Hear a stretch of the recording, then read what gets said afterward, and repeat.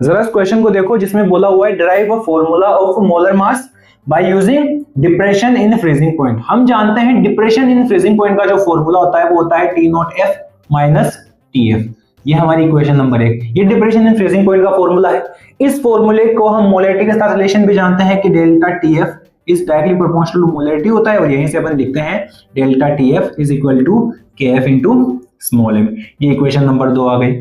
इन दोनों में delta T F बराबर है तो इन दोनों को हम बराबर कर सकते हैं। तो मैं यहाँ क्या लिख सकता हूँ, T naught F minus T F is equal to K F into small m. ये हमारे पास तीसरी इक्वेशन आ गई। हमें मोलरिटी और डेल्टा टी एफ में रिलेशन नहीं पूछा, हमें पूछा हुआ है मोलर मास कैसे निकालेंगे। तो हम मोलरिटी का भी एक फॉर्मूला जानते हैं। क्या जानते हैं, weight of solute upon molar mass of solute into 1000 divided by weight of solvent. ये इक्वेशन नंबर हम 3 बोल देते हैं। ठीक है, इस वाली इक्वेशन नंबर 3 की जो ये मोलरिटी की वैल्यू है, इस मोलरिटी की वैल्यू को हम यहाँ पे पुट कर देंगे तो ये आ जाएगा आपका T naught F minus T F is equal to K F into small m कितना है, W B divided by M B into 1000 divided by weight of solvent.